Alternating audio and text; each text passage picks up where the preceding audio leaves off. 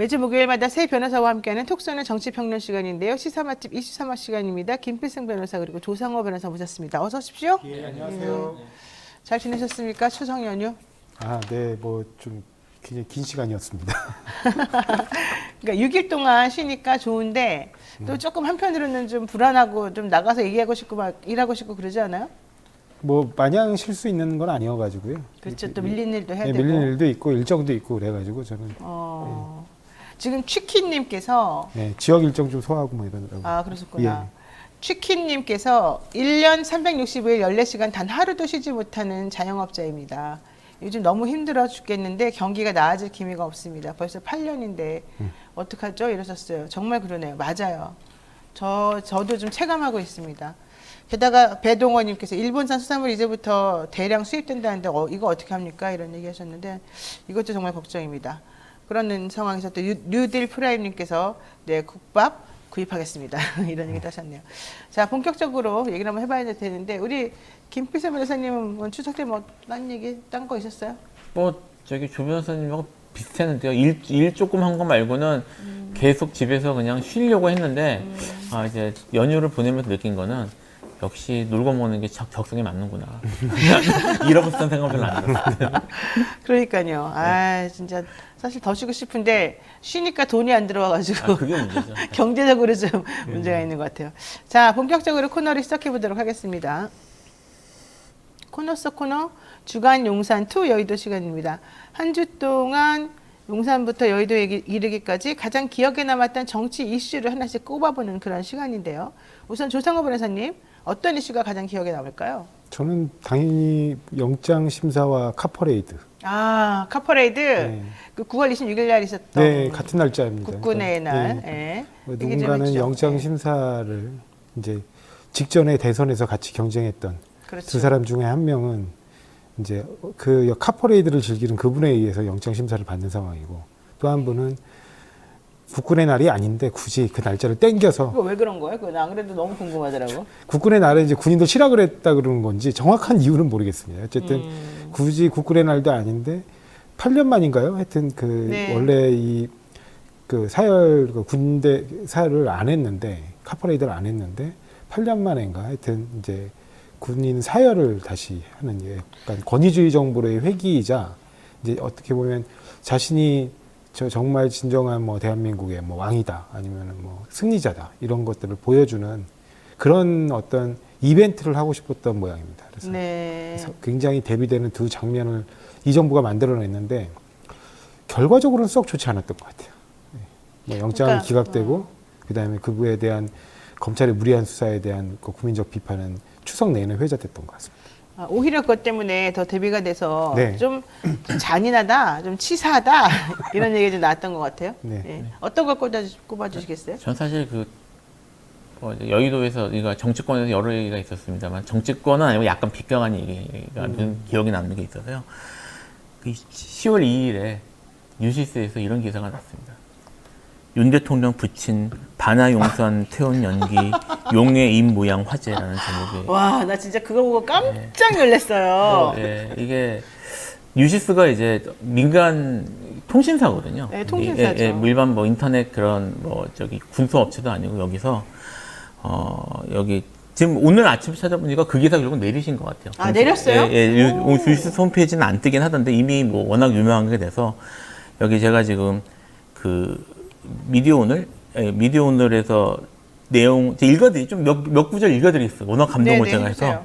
지난 1일 대구 동화사에서 열린 윤석열 대통령이 부친 윤기중 옹의 49제 마지막 날 반야용선 태우는 행사에서 연기가 마치 구름 속 용의 입으로 들어가는 형상을 연출해 화제가 되고 있다. 와. 윤옹의 혼의 기운이 용 괄호 열고 대통령의 입으로 들어가듯 윤석열 대통령에게 마지막 기를 불어넣어주며 국태민안을 기원하고 있는 의미로 보인다. 고인의 나라 사랑과 자식 사랑이라는 것 이외에 달리 설명할 수 없는 광경이다라고 감탄했다고 뭐라고? 합니다. 다시 말해봐요. 고인의 나라 사랑과 자식 사랑이라는 것 이외에 달리 설명할 수 없는 광경. 그 말이 돼요? 무슨 연결관계가 있어요? 근데 또 희한한 게 그러면 정말 그런 영상을 찍었을 것 같잖아요. 네. 그 기사에는 그런 영상은 없어요. 그러니까 사진에 있는데 사진이 그러니까 무슨 용의 입처럼 보이지 않아요. 예, 전혀 용의 해마 같이 생겼다고 사람들이 그러던데. 뭐 여러 의견이 있던데 뭐 저는 뭐 거기에 대해서 말하진 않겠습니다. 어쨌든 용처럼 생기진 않았고 용이 항사살 동물이니까 이렇게 생겼다고 생각하실지 모르겠지만 그게 용이 아니라 용의 주둥이라 그랬어요.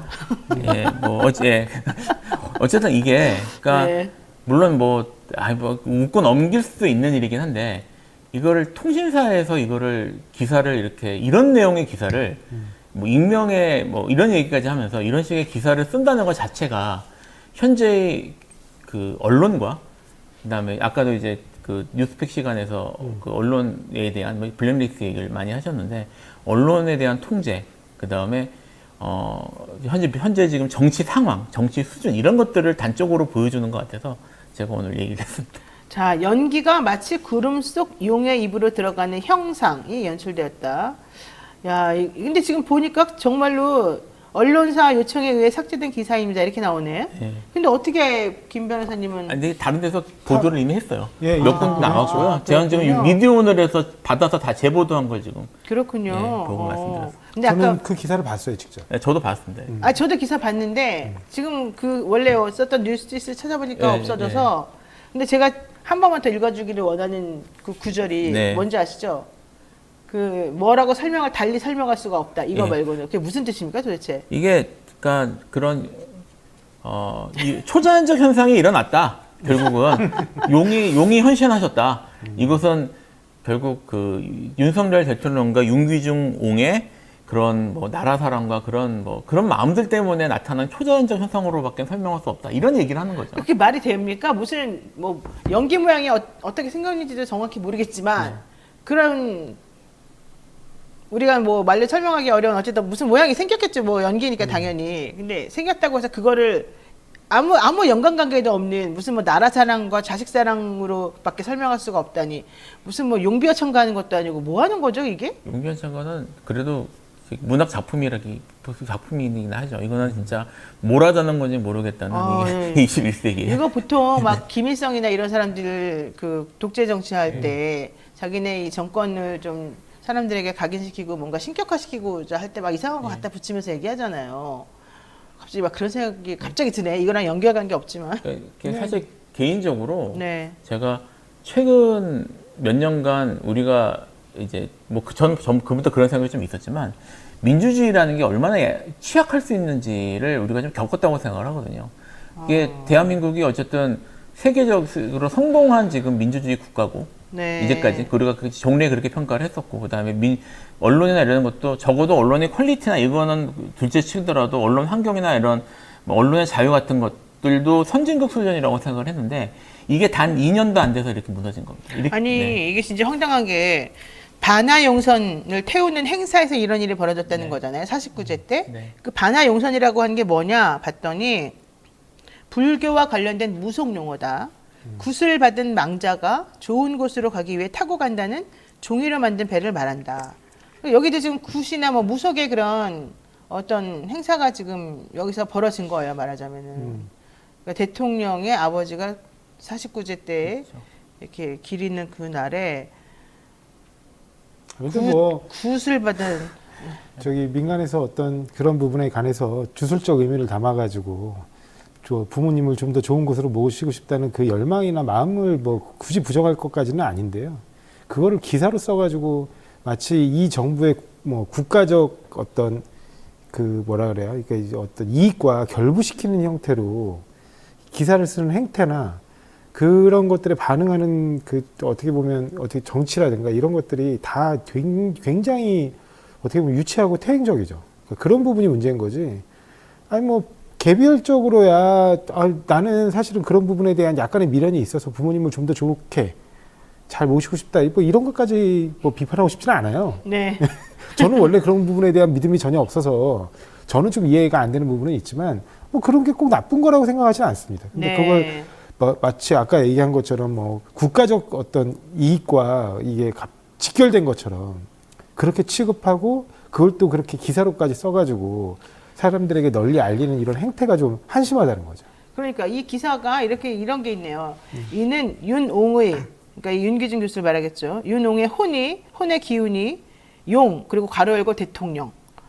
용의 입으로 들어가듯 윤 대통령에게 마지막 기를 불어넣어주며 국태 민안을 기원하고 있는 의미를 보인다고 해석했다.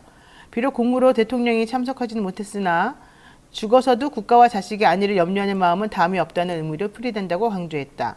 익명을 요구한 참석자는 연기가 마치 용의 입속으로 빨려 들어가는 것처럼 보였는데 이게 우연이라기보다는 윤옹의 지극정성이 하늘에 다다른 것으로 고인의 나라 사랑과 자식 사랑이라는 것 외에 달리 설명할 수 없는 광경이라고 감탄했다. 근데 이렇게 하니까 이게 이제 민들레라고 하는 다른 언론사에서는 이럽니다. 사진 윗부분 구름의 형상을 보니 과연 무슨 동물이 입을 벌리고 있는 것처럼 보이기는 한다. 어떤 사람에게는 용이로 보일 수도 있겠다. 하지만 또 어떤 사람에게는 배고픈 개나 늑대로 보일 수도 있겠다. 연기만 찍은 사진에서는 돼지 코가 보인다는 사람도 있었다. 어쨌거나 구름과 고인의 나라 사랑과 자식 사랑을 연결한 이명 제보자의 상상력 하나는 정말 풍부하다는 그런 생각이 든다. 이 기사를 보고 자연스럽게 윤비어 청가를 떠올릴 수밖에 없었다. 조국 전 법무부 장관도 윤비어 청가가 울려 퍼진다라고 말했다. 이 뉴시스의 기사는 그런데 어디선가 많이 본 듯한 기시감이 있는 것이었다. 이렇게 나오고 있습니다. 아이고 더 이상 말하고 싶지 않습니다. 네, 여기까지 해야 되겠습니다. 자, 이재명 대표 얘기 한번 해보겠습니다. 이 대표 구속영장이 기각된 후에 사실은 구속영장이 기각될지 안 될지 모르는 상황이었을 때 그 다음날 아침 방송들이 이제 섭외를 다 해놓지 않습니까? 네. 근데 정말 대부분의 모든 언론사들이 비명계 의원들을 다 섭외를 미리 해놨었어요. 그때. 그러니까 영장이 당연히 발부될 것으로 보고 그리고 당연히 이재명 대표가 구치소에 수감될 것으로 보고 그러면 앞으로 민주당은 어떻게 나아가야 되냐 이 얘기를 듣고 싶어서 사실은 뭐 K 뭐 M 뭐 다 이런 사람들 섭외해 놨었다는 거잖아요. 그러니까 그 얘기는 무슨 얘기입니까? 비명계나 이번에 체포동의안에 가결표를 던진 의원들은 검찰도 마찬가지고 영장은 무조건 발부될 거다라고 사실은 다 생각하고 있었다는 얘기이거든요. 그런가요, 정말로 그 당시에? 전혀 아닙니다. 전혀 아니에요? 그러니까 뭐 일단 뭐 이제 지나서 하는 얘기지만 네. 뭐 저도 이제 형사 사건을 뭐 여러 해봤지만 제가 받아본 그 구속영장 청구서 중에 가장 말이 안 되고 증거도 없고 이게 증거가 없다는 이 쓰면서도 검사들이 쓸 게 없어서 고생했다라는 느낌이 들 정도의 영장이었어요. 그러니까 이 물론 저기 발부될 가능성은 충분히 있다고 생각했는데 그 이유는 영장 범죄 사실이나 이런 내용이 소명이 돼서 그래서 이제 영장 발부 요건이 법적으로 충족됐기 때문이 아니라 이 사안이 어쨌든 매우 정치적으로 민감한 사안이기 때문에 정치적인 분위기에 휩쓸려서 되지 않을까라는 걱정은 했지만 적어도 영장 가지고 이거 갖고 발부됐을 거라고 갈 수 있을 거라고 생각하지 않았어요. 저는 그래서 이번에 가결표를 던진 의원들은 이거 무조건 우리가 가결만 시켜주면 영장 실질심사 받아가지고 구속이 될 거다라고 확신을 거의 하고 사실은 만약에 그렇지 않을 것 같으면은 체포동의안에 부결표를 던질 가능성이 높잖아요. 근데 가결표를 이렇게 많이 던진 것은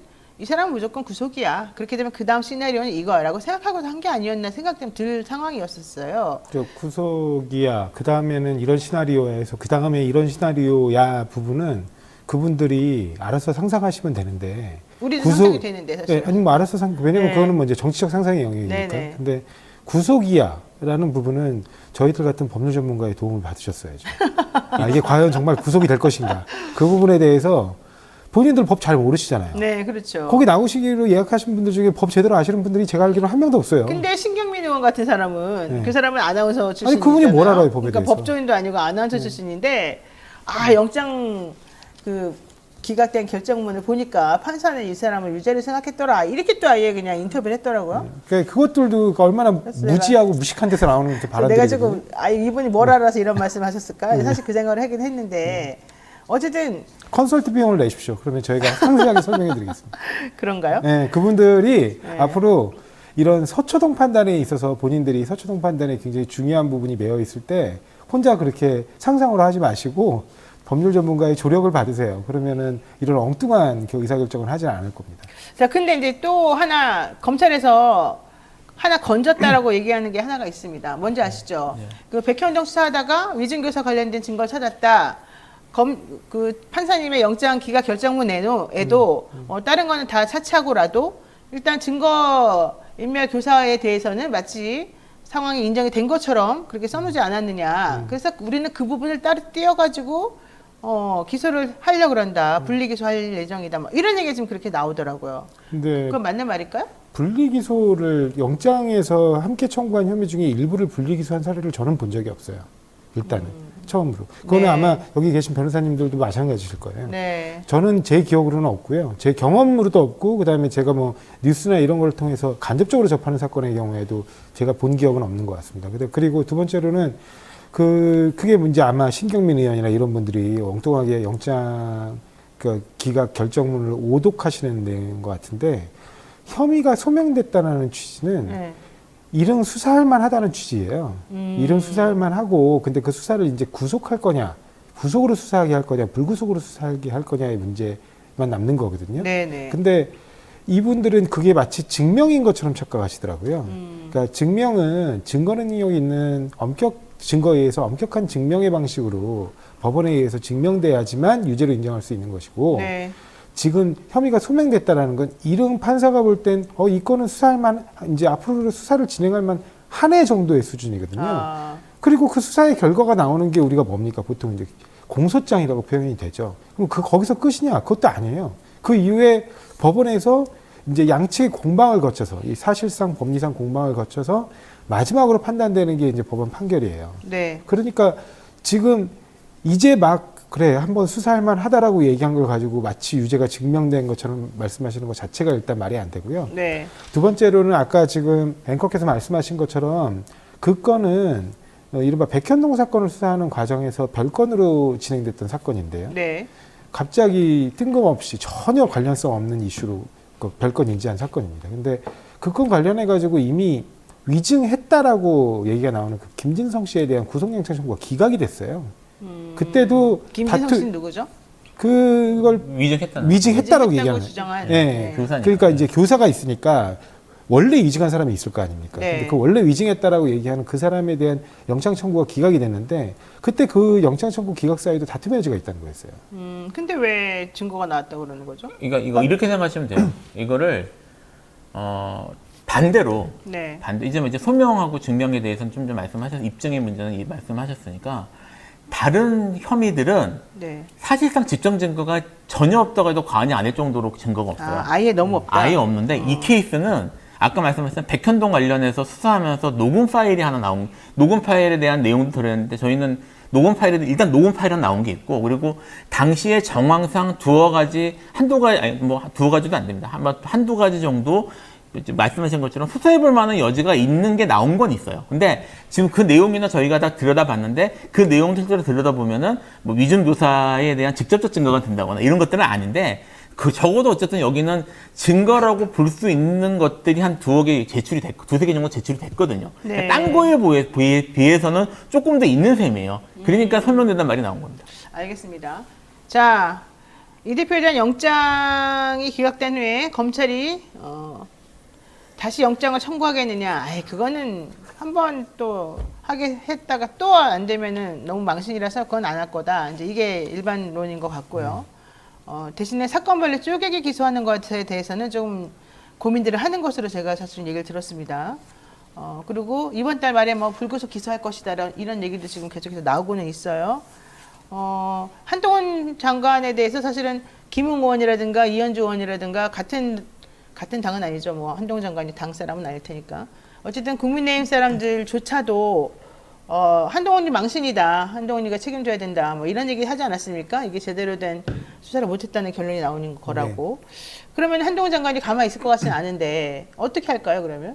성격상 가만히 있을 것 같지는 않은데 네. 지금 그렇다고 해서 지금 특별히 뭘 할 수 있는 상황은 아닌 걸로 보입니다. 이게 좀 보강 증거를 엄청 찾지 않을까요? 보강 증거를 찾기 위해서 그동안 증거 찾으려고 그렇게 애를 썼는데 네. 뭐 지금 이거를 지금 와가지고 이 짧은 기간 내에 뭘 더 한다는 것도 사실은 쉽지는 않을 것이고 지난 이제 그 대장동 사건, 그러니까 이미 기소된 사건을 예를 들어 생각을 해보면 당시에 이제 그때는 이제 영장이 그게 됐잖아요.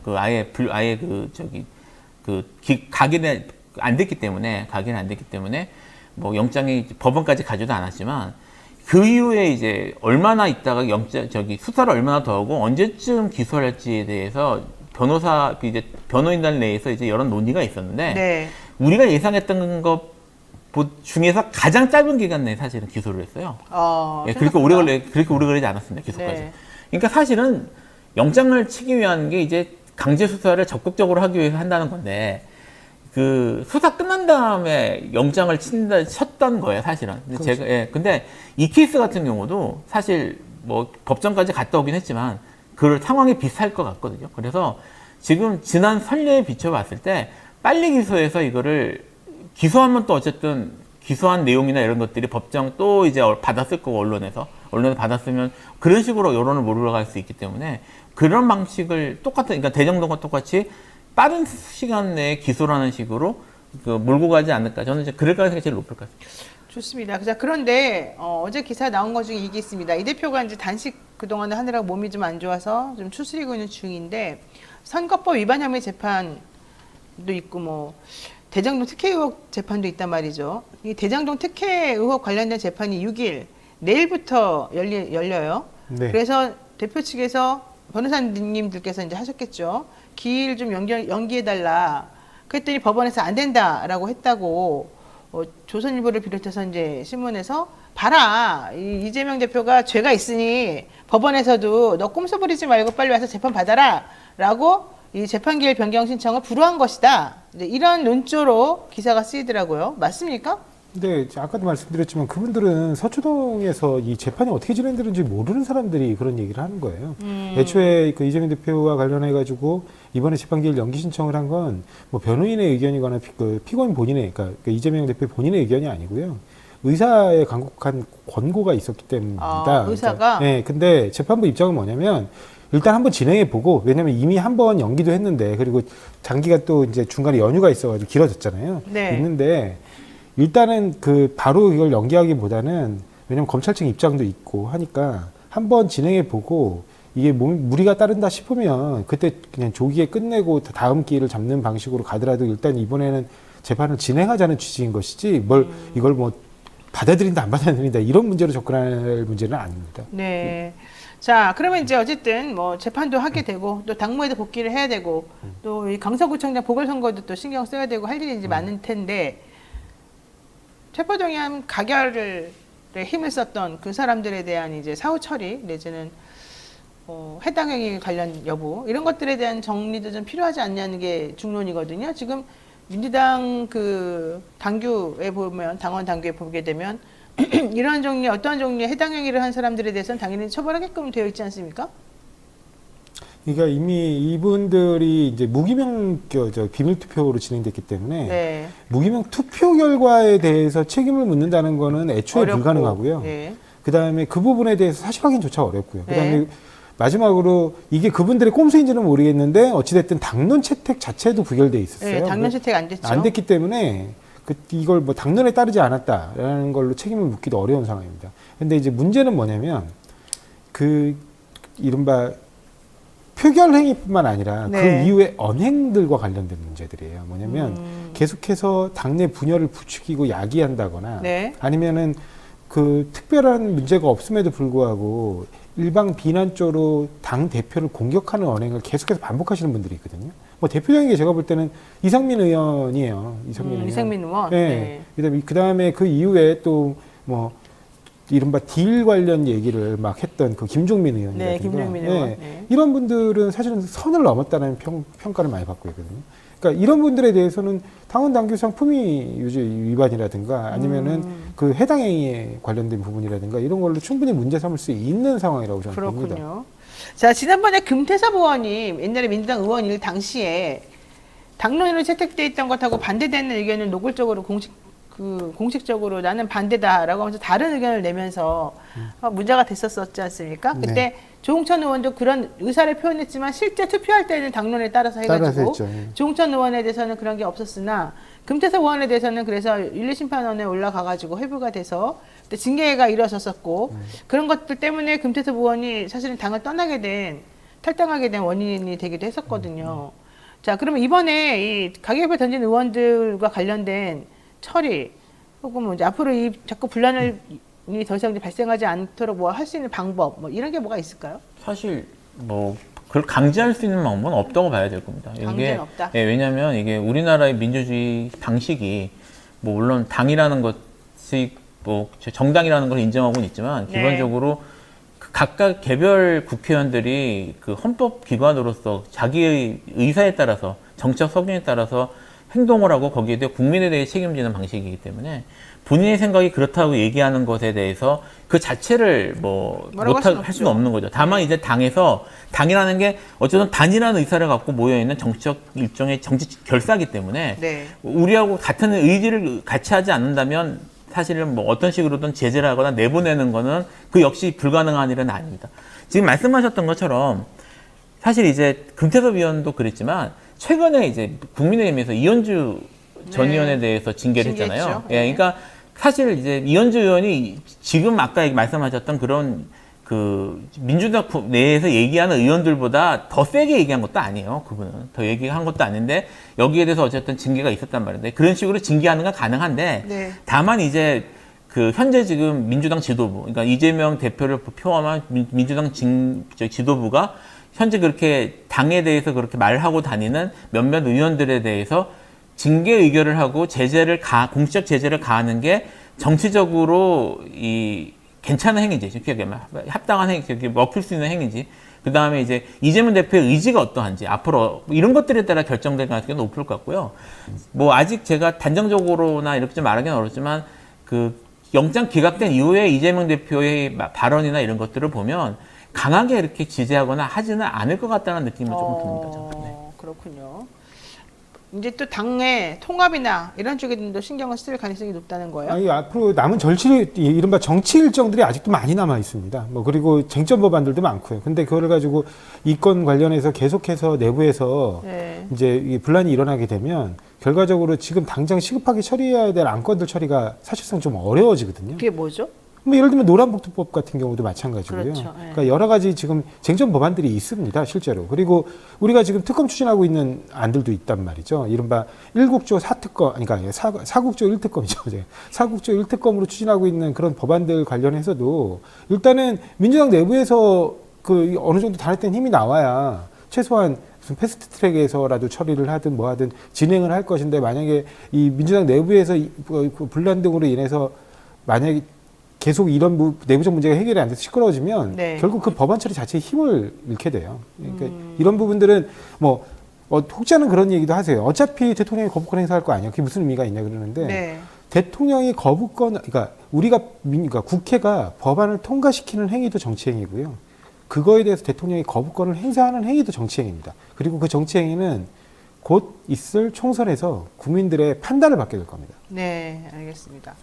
자, 아까 얘기 잠깐 나왔습니다만 이 얘기 해보겠습니다. 이재명 대표 영장 기각한 다음에 한동훈 장관 입지가 조금 애매하고 좀 부끄러워졌다. 이런 얘기 합니다. 물론 한 장관은 그렇게 생각하지 않을 가능성이 큽니다만 바깥에서 바라보는 사람 입장에서는 이거 조금 애매하고 좀 창피한 거 아니야? 이제 이런 얘기 할 수가 있어요. 특히 여권에서 한 장관 공격하는 사람들이 이제 늘어났다는 얘기입니다. 한동훈 장관이 그동안 한 게 도대체 뭐냐?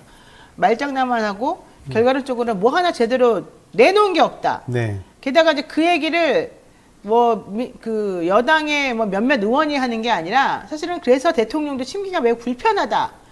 왜냐하면 한동훈 장관에 대한 얘기는 이런 똑같은 종류 얘기가 얼마 전에도 사실은 있었거든요.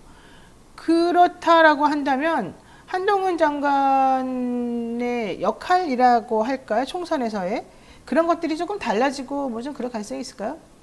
뭐 사실 지금 현재 여당이 지금 움직이는 게 가장 큰 이유가 가장 큰 지금 동인이 사실 윤 대통령 의중인 것 같거든요. 그렇죠. 예, 그러니까 지금 다른 사람들이 한 장관에 대해서 어떻게 평가하냐가 중요한 게 아니라 네. 현 상황을 윤 대통령이 어떻게 지금 보고 있는가가 중요한 것 같은데 사실 그 시그널을 현재 좀 읽어내기는 좀 어려울 것 같고 왜 순방도 많이 다니시고 막 바쁘다고 하시니까. 이번에 거기 그것도 웃겼잖아요. 부산 엑스포 몰타하고 안 돌아. 몰타 가가지고 왜 간 거야? 그러면 그 분위기 모릅니까? 솔직히 잼버리를 그렇게 엉터리 같이 해놓고 거기 가서 우리 쪽을 지지해 주세요 그러면 될 것도 아닌데 무슨 출장 가서 거기다가 그런 걸. 법무부 장관이 할 일도 아니고요. 그러니까 왜 그랬는지 모르겠어요.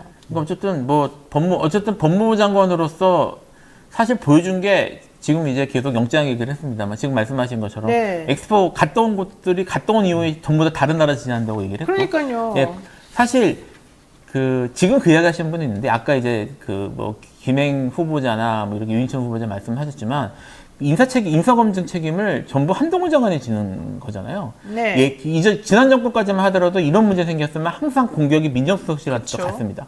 그래서 지금 한동훈 장관이 전부 비켜 있거든요. 이건 사실 언론에서 문제를 안 삼는 게 전 제일 큰 문제라고 생각을 합니다만 네. 어쨌든 여기에 대해서 지금 정치권에 있는 사람들은 한동훈 장관에 대해서 생각을 하지 않을 수 없는 상황일 거란 말이에요. 이 지금 어떤 식으로 돌아간지 알았기 때문에 이런 것들이 계속 누적되고 있어서 말씀하신 것처럼 계속 이렇게 가면은 설사 윤석열 대통령이 한동훈 장관을 계속 높이 쓰려고 하더라도 정치적으로 성공하기는 어려울 가능성이 높아지는 상황은 맞습니다. 근데 어쨌든 다음 총선 때까지 한동훈 장관이 어떤 식으로 일을 하게 될지는 결국 대통령 규정이 제일 중요할 것 같아요. 그러니까 아니 대통령이 물론 뭐 청문회를 하거나 말거나 본인이 원하는 사람을 다 임명하겠죠. 응?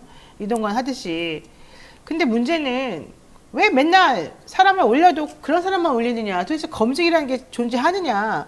이런 얘기가 지금 한두 번 나오는 게 아닌데 혹시 그냥 한동훈 장관은 그 자리에 앉아있기만 하고 이런 인사와 관련된 모든 거는 좌지우지하는 다른 사람이 있기 때문이 아닌가. 한동훈 장관이 어떻게 해볼 수 없는 이런 생각을 우리가 안 해볼 수 없지 않습니까? 상식적으로 이번에 인사하겠다고 나온 사람들 몇몇을 다 살펴보게 되면 한동훈 장관이 아무 일도 안 하는 것 같아요. 그러니까 그냥 대통령이 한동훈 장관이 하지 않고 예. 진짜 그와 아니요, 관련된 저는 일을 다른 그렇게도 사람이 생각 하나 안 하고 대통령이 그냥 납작한 사람이 하는 것 같습니다. 그냥 무조건 네. 그러니까 왜냐하면 이번에 검증을 못했다. 만약에 검증에 실패다. 네. 한동훈 장관이 뭐가 거기서 이제 그 능력을 발휘하지 못했거나 제대로 점검하지 못했다라고 하는 거라면 이미 언론을 통해서 엄청나게 많은 문제점이 지적됐을 때 그렇죠. 내려야 되거든요. 네. 전혀 내리지 않고 이번에 예를 들면 신은식 장관 후보자 같은 경우는 다시 이제 재송부를 요청했잖아요. 이거 국회에 재송부 요청하는 건 뻔한 거거든요. 너네 안 준다 이거지? 그러면 난 그냥 임명할 거야. 이 신호를 보내는 거예요. 근데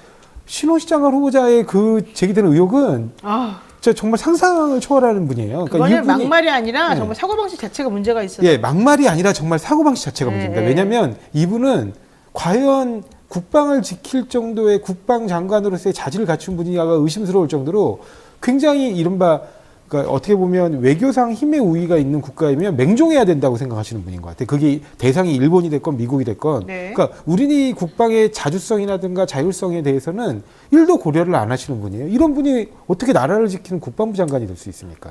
그러니까 그런데 그런 부분들이 아무리 지적되고 그런 언행들이 아무리 문제가 많다고 국민과 떠들어도. 언론이 얘기해도 네. 그냥 막무가내로 밀어붙이는 건 한동훈 장관의 그 인사검증 관리단은 사실상 거수기일 뿐이지 아무 의미 없는 조직이다. 저는 이렇게 생각합니다. 심지어 어떤 얘기까지 있냐면 물론 인터넷에서 하는 얘기들은 얘기합니다만 이게 하나같이 한결같이 다 비슷하시잖아요. 네. 예, 그래서 검증 기준이 다른 게 아니냐. 검증은 잘하고 있는 건데. 우리랑 예, 검증 기준이 다른 게 아니냐. 이런 말이 검증은 나올 잘하고 있는데 그러니까 이제 기준을 다 맞추긴 하는 어떤 기준이든 맞추긴 하는 어떤 일정 수준 이상을 맞추는 것 같다. 근데 기준이 우리가 생각하는 다른 게 아니야. 이런 말이 나올 정도니까. 뭐라고요? 어떤 수준 일정 수준 이상을 맞춘다? 그 기준에 맞는? 네. 안정권 유튜버 뭐 이런 사람들 기준인가요? 네. 더 지금 곤란지경에 빠진 거는 사실은 이거예요. 지금 김기현 대표 체제가 이렇게 확고부정하거나 안정적이거나 이렇게 막 카리스마 있게 뭔가 탁 가거나 이런 건 아니라고 지금 다들 판단을 하고 있지 않습니까? 그렇기 때문에 사실은 국민의힘도 총선 관련해가지고 이 강서구 구청장 선거 끝난 이후에 비대위 체제로 갈 수도 있다. 김대현 쪽이 이제 좀 물러나고 그렇게 되면 한동훈이 역할을 엄청나게 할 수 있을 것이다. 네. 공천부터 시작해가지고 그랬는데 이제 그동안에 한 게 제대로 된 게 하나도 없이 맨날 떠들기만 하고 시끄럽게만 하고 이랬기 때문에 이제 이 사람을 더 이상 믿을 수 없다.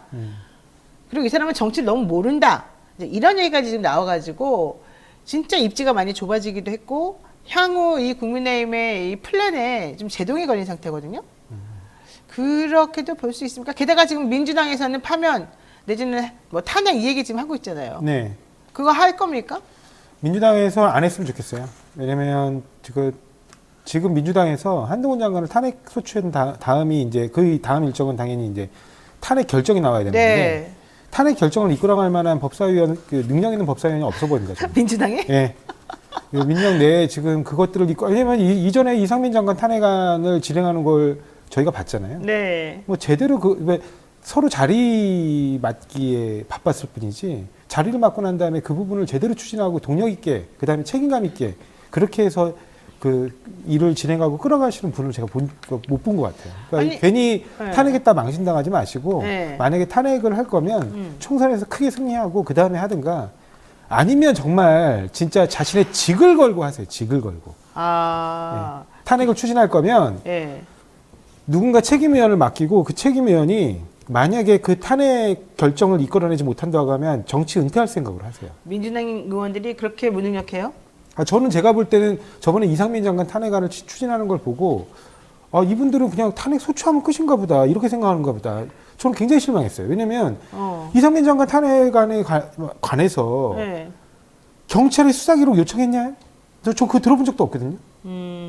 경찰 수사기록 당연히 요청해야 되잖아요. 네네. 그 과정에서 지휘체계들이 얼마나 많은 혼선들이 있었고 거기서 이상민 장관이 얼마나 많은 부작위가 있었는지를 증명해야 되는 여러 가지 과정들이 있는데 네. 저는 그걸 제대로 했다라고 보여지는 사례가 없어요. 그 원래 변호사들이 하는 거 아니에요? 거기 변호사들한테 맡기잖아요. 아니죠.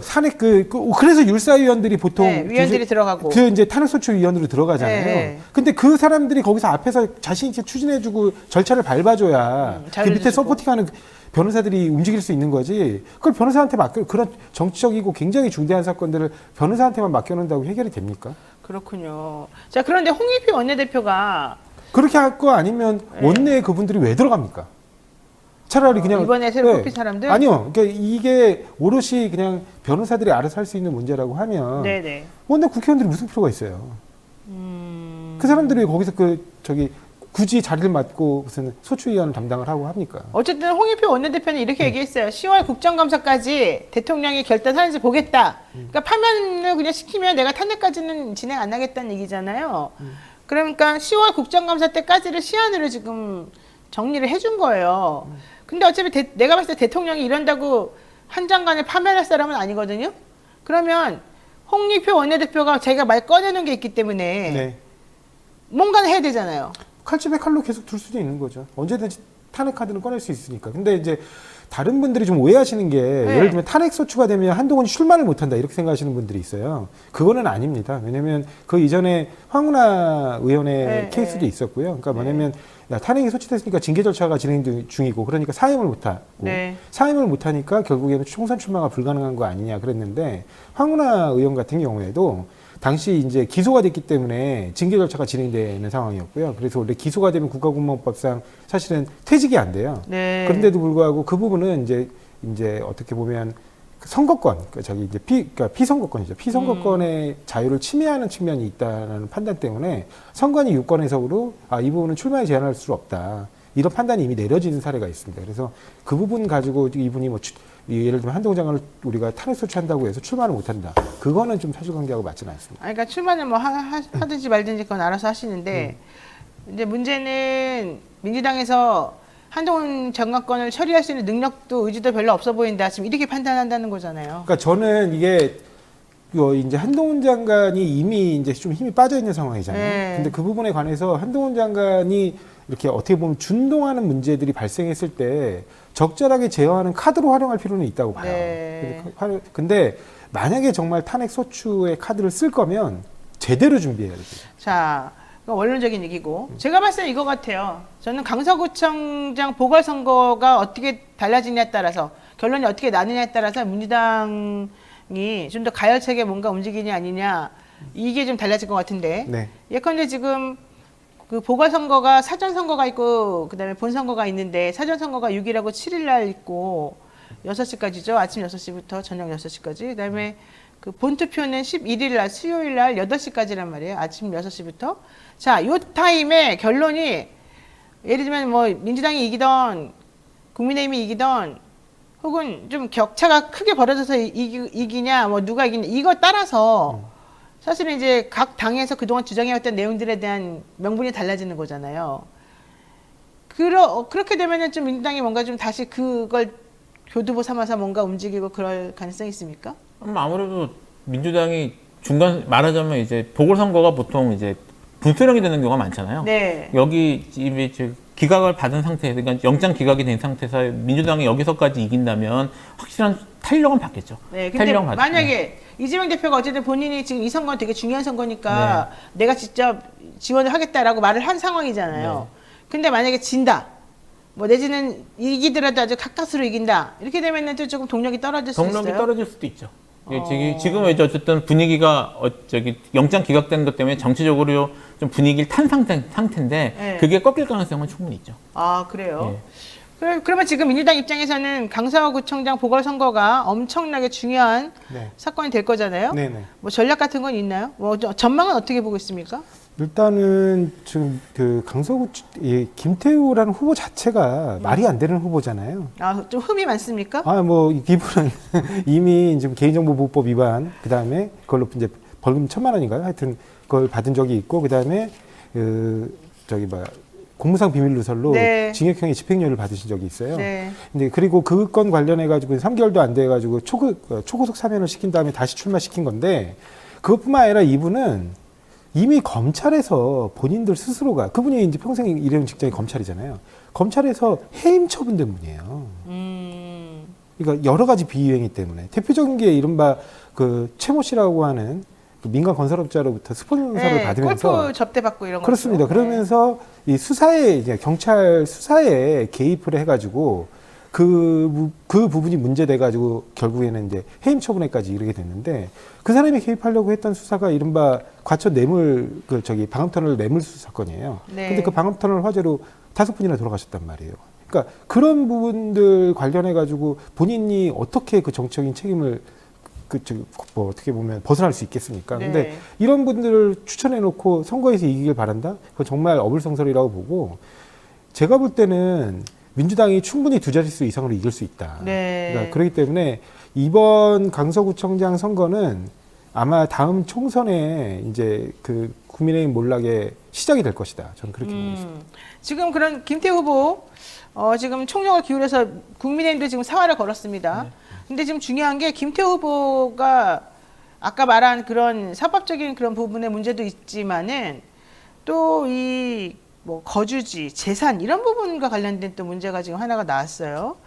예컨대 지방자치단체장이나 후보가 출마하려는 그 지역에 거주를 해야 되는 거잖아요. 그러니까는 1,000만 원짜리 월세를 사내 만에 이제 이런 얘기가 나온 건데, 강서구 소재 부동산에 대한 얘기가 좀 정확하지가 않은 게 있다. 그러니까 지금 얘기하다 논란이 나온 게 뭐냐면, 정확히 무슨 말이죠? 지금 이분이 그 보유하고 있는 부동산이 네. 이제 일단은 강서구에 없습니다. 제가 알기로 분당에 이제 본인 소유 아파트 성남시 분당구에 있어요. 하나. 본인 소유 아파트가 하나 있고, 그다음에 또 배우자 성동구. 소유로 성동구. 성동구 쪽에 그 좀 고가 아파트가 하나 있는 걸로 알고 있습니다. 그래서 이 둘 다 관내 아파트들이 아니고, 그러니까 관내 10억, 부동산이 아닙니다. 10억짜리들이라는 둘 다 그리고 네. 그게 거주용 아파트임에도 불구하고 다 관 외에 있고요. 이분이 실제로 그러면 어디서 거주하는 것이냐, 이제 이게 문제가인데, 이 신고하신 그 재산 공개 내역으로만 보면 네. 전세보증금 1,000만 원짜리에서 사신다는 거예요. 그러면 전세보증금 1,000만 원짜리가 서울에 있는지도 잘 모르겠지만, 그렇잖아요. 월세 안 내고? 월세 안 내고. 그러니까 그게 더 특이한 거죠. 그러니까 전세보증금 1,000만 원짜리가 있는지도 의문이지만, 그렇다고 하면 그게 도대체 몇 평짜리일까? 그러니까 이게 되게 그분이 이상한 게 그러면 제대로 거기서 생활 주거지로서 활용하고 있는 것이 맞는가? 50제곱미터라고 나왔고 네. 전세권이라고 되어 있어요. 재산의 종류가. 그러니까요. 예. 근데 이게 사실 1,000만 원 보증금 내는 거는 월세 보통 할 때 1,000만 원에 얼마 이렇게 하는 거잖아요. 그러니까 네. 전세권이라고 하는 게 좀 안 맞는 것 같긴 한데, 어쨌든 이걸 가지고서 재산 신고를 허술하게 부실하게 했다, 잘못했다, 이제 이런 비판을 지금 받는 거잖아요. 네. 그러니까 김태우 후보는 이거 내가 실수한 거인데 가짜뉴스인데 왜 이러냐, 아마 이러면서 지금 화를 내고 있단 말이죠. 이런 건 문제가 없습니까? 아니 나중에 이건 결국은 되더라도 또 문제가 됩니까? 만약에 되더라도 문제가 네. 뭐 되든 안 되든 문제는 될 겁니다. 이게 실제로 아마 누가 고소고발할 가능성이 충분히 있고요. 그렇게 네. 되면은 뭐 그 공선법 251조였죠 아마 그거죠. 그거는 허위사실에 대해서 여기 허위사실 여부에 대해서 수사가 이루어질 거는 분명해서 결국은 어떻게든 문제는 될 텐데요. 문제는 이제 선거 기간 동안에 이게 결론이 나올 수 없는 문제라 수사가 이루어진다면 네. 예, 그래서 지금 현재로서는 의혹 제기 수준 이상으로는 사실 되기는 어렵고 그리고 제가 볼 때는 지금 검찰에서 그걸 제대로 수사할 거라고 믿지 않습니다. 이게 또 공수처 수사의 대상인 것도 아니고요. 그러니까 일단 김 후보는 대법원에서 확정 판결 받기 전까지는 사실은 강서구청장이었잖아요. 네, 그럼 원래 강서구에 거주지가 있어야 되잖아요. 원래가. 맞습니다. 있어요. 예. 없으면 이제 아예 잘못된- 자동으로 직을 상실합니다. 그러니까 그거예요. 그래서 2022년 7월 구청장 재임할 때 신고한 재산 내역하고 이게 맞아야 된단 말이에요. 네. 근데 지금 보니까 2022년 7월 구청장 재임 때 신고한 내역에 본인 소유 부동산이나 인체한 부동산 전세권이 없는 걸로 나왔는데 그러니까 본인은 이제 실수로 신고를 안 했다는 취지잖아요. 이번에 낸 걸 보면은 여기저기는 있고 여기는 1,000만 원짜리고 뭐 이렇게 엉터리 같이 써 있단 말이죠. 그러니까 좀 이걸 가지고 얘기를 하는 거예요. 그랬더니 김태호 씨는 내가 2022년 6월에 원래 가양동 살다가 강서구 등촌 3동으로 이사를 했는데 이 부분과 관련해 가지고 좀 뭔가 착오가 있었다. 다시 대신에 나는 주민등록 정리는 해놨다. 뭐 이제 이런 얘기인 것 같더라고요. 근데 무슨 그게 맞나? 잘 모르겠어서 물어본 거예요. 예, 그 지금 지방선거에서 네, 이런 네. 식으로 사실상 위장전입의 형태로 그러니까 거주하지 않으면서 사실상 위장전입같이 예. 보인다는 거죠. 예, 이게. 예. 그렇게 하는 경우가 왕왕 문제되기도 합니다. 그리고 실제로 그렇게 위장전입 해놓고 실제 법이 어떤지도 모르고 또 네. 주소를 원래 주소지로 이전했다가 직을 상실하는 사람들도 있어요. 심지어. 그러니까 이 부분은 좀 확인은 필요한 것 같습니다. 네. 자, 이 얘기도 해보겠습니다. 간단하게. 이균용 대법원장 후보자 6일 내일이죠. 임명동의안 표결하는데 아마 야당은 지금 반대하고 있기 때문에 안 될 거라는 얘기들이 아주 그냥 다수설입니다. 네. 그러면서 이렇게 되면 이제 대법원장이 없는 상태에서 또 한 1년 지날 것이다. 이런 얘기 나와요. 내년 총선 때까지 계속 이렇게 시끄럽게 갈 거다. 이런 얘기고요. 또 오늘 김행하고 유인촌 후보자에 대한 청문회가 지금 있고 신원식에 대해서도 신원식 후보에 대해서도 뭐 청문회는 했지만 결국은 보고서 불채택으로 지금 가고 있는 중이라 뭐 하나 지금 시끄럽지 않게 그냥 조용히 잘 넘어가거나 임명되거나 이렇게 하기가 좀 어려운 상황이 됐다. 이제 이런 얘기거든요. 네. 요건 어떻게 처리해야 될까요, 우리? 원칙대로 처리해야죠. 원칙대로? 예, 이건 좀 원칙대로 지금 국민들이 네. 관심을 갖는 국민들이 지금 뭐 이제 여기 협조해야 된다는 얘기들 이런 것들은 뭐 협치 이런 얘기들을 또 하시는 분이 나오실 것 같은데 또는 이제 역풍 이런 거 얘기 그러면 역풍 지겨워요. 할 것 같은데 지금 국민들이 원하는 거는요. 국민들의 삶에 직결되는 부분에 있어서 제대로 싸워주길 원하는 거예요. 근데 이제 지금 얘기하는 건 대법원장이 누가 되냐 이건 사실 그다음에 장관이 할 만한 사람이 하는 거냐 이건 중요한 문제거든요. 중요한 문제죠. 국민들이 관심을 갖는 문제입니다. 네. 이제 아까 말씀하셨던 뭐 저기 한동훈 장관을 탄핵하냐 또는 뭐 내부 단속을 어떻게 하냐 이런 것들은 정치권 문제일 수 있지만 이런 것들은 결국은 근본적으로 나라를 지금 올바로 이끌어가는 문제이기 때문에 여기에 대해서는 목소리를 제대로 내주는 게 민주당이 해야 될 일이고요. 그리고 지금 뭐 어쨌든 워낙 여론들도 좀 안 좋은 걸로 나와 있기 때문에 여기에 대해서 민주당이 뭐 협치라는 이름으로 이렇게 협상하거나 하지는 않을 거라는 기대는 좀 하고 있습니다. 그리고 저는 협치는 네. 여당이 하는 거지 야당이 하는 게 아니에요. 그러니까 심지어 정말 훌륭한 인물을 대법원장으로 모셔도 대법원장 후보로 모셨다고 하더라도 네. 지금처럼 야당의 존재 자체를 부정하는 정부라면 삼권분립 원칙상 입법부를 장악하고 있는 야당이 강력하게 견제하고 제재하는 게 맞아요. 근데 그런 후보도 아니잖아요. 하자가 너무 많아가지고 국민 과반 이상이 반대하는 후보예요. 대법원장 후보자에 대해서 국민 과반이 넘게 반대하는 후보자가 별로 없습니다. 제가 보기엔 제 기억에는 없어요. 그 정도로 하자가 많이 드러난 분이기 때문에 네. 이 부분은 당연히 국회에서 반대를 해야죠. 이 부분을 그러니까 협치라는 이름 내지는 사법부 공백 네. 이분 없어도요 1, 2, 3심 잘 돌아갑니다. 네. 대법원장이 꼭 있어야만 무슨 사법부가 판단하고 결정하는 건 아니에요. 합리적인 적어도 네. 이게 뭐 보수냐 진보냐의 문제가 아니에요. 보수적인 법관이라 하더라도 상식의 바운더리 안에는 있어줘야 된다는 거예요. 근데 그 범위를 벗어난 분을 추천해 놓고 이제 사법부 공백이 생길 우려가 있으니까 통과시켜줘야 된다. 역풍이 든다. 오히려 통과시키게 되면 역풍이 불 겁니다. 알겠습니다. 처음처럼님께서 하나같이 저렇게 부적절한 인사들만 후보로 추천하는지 정말 알 수 없습니다. AI한테 물어보는 게 훨씬 낫겠네요. 이런 얘기 하셨고요. 드래곤님께서 죄송합니다. 이번 선거 압승만이 이 검찰 독재를 막을 수 있는 유일한 방법인 것 같습니다. 투표에 꼭 참여해 주세요라고 얘기하셨습니다. 이런 생각들이 좀 일반적인 국민들의 생각이 아닐까 생각이 좀 듭니다. 궁수렁궁수렁님은 역풍은 민주당이 가슴으로 안 하고 머리로 정치할 때 역풍입니다. 요세피나 킴님 존재하지도 않는 역풍은 이제 그만합시다. 이제 그만 얘기합시다. 이런 얘기 하셨는데 이게 이제 일반적인 사람들의 시각인 것 같습니다. 네, 오늘 두 분하고 말씀 여기까지 잘 나눠봤고요. 지금까지 김필상 변호사 그리고 조상호 변호사와 함께했습니다. 두 분 말씀 고맙습니다. 네, 감사합니다.